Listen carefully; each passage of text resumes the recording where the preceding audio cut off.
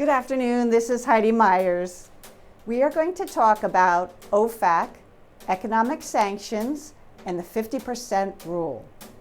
OFAC's 50% rule says that property or interest in property of entities owned directly or indirectly, 50% or more in the aggregate by one or more blocked persons are considered blocked.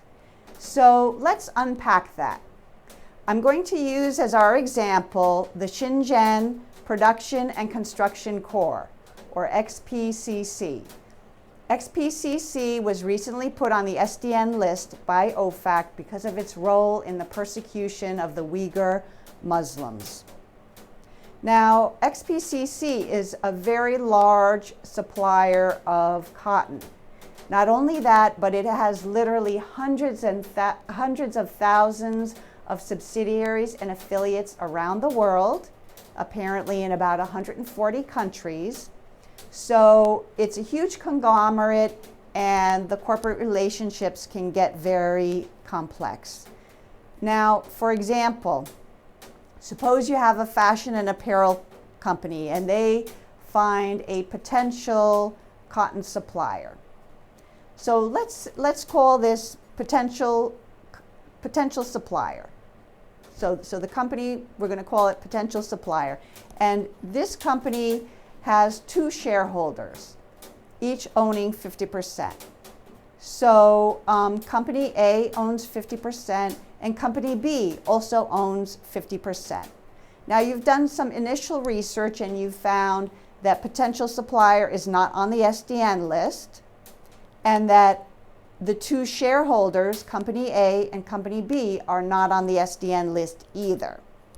However, you need to go back further and find out who are the owners of company A and company B, each of the shareholders of your potential supplier.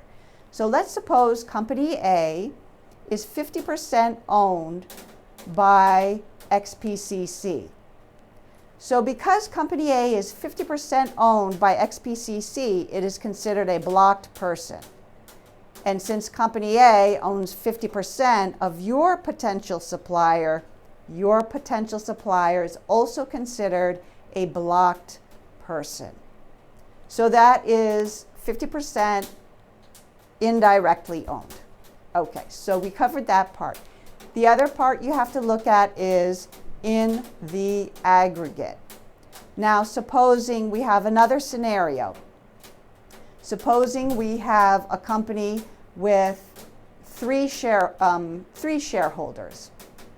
Company A owns 40%. Company B owns 10%. And company C owns 50%. Let's suppose there's no problem at all with company C, the one owning 50%. However, company A is an SDN. And company B, which is the 10% owner, is owned by another company which is 50% owned by XPCC. So that means company B is also blocked. So company A is 40%, company B is 10%, both are blocked persons, and so that supplier is also blocked. So you have to add up, so it's in the aggregate, are these blocked persons in the aggregate. It could also work another way. It could be 25% and 25%, let's say. Whatever. Now, that's XPCC is an example of a very large company with many subsidiaries and affiliates, but you could also think of a company in the Western Hemisphere, which is not quite as large, but also has many subsidiaries and affiliates, such as PVSA, which is the Venezuelan petroleum government-owned company. So PVSA has many subsidiaries that operate in the Caribbean and Latin America. Suppose you want to do business with an oil company in Mexico.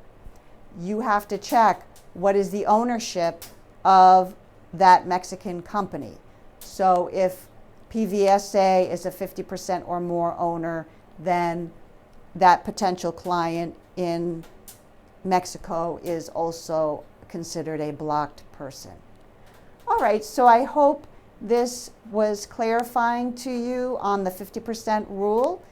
You need to keep in mind you cannot just check the whether the company itself that you want to do business with is on the SDN list. So just by running some sort of program, checking whether or not a company is particularly on one of OFAC's lists is not sufficient. You really have to do your due diligence and do research into the ownership and the relationships of that company. All right, so that's it for today. Thank you very much. This is Heidi Meyers, attorney. I'm at 11 Broadway, Suite 925, New York, New York, 10004. My phone number is 212-791-4007 or 646-508-5225. And my email is heidimeyerslaw@gmail.com. All right, thank you very much, and we'll see you again soon. Don't forget to like my video and subscribe to my channel. All right, bye-bye.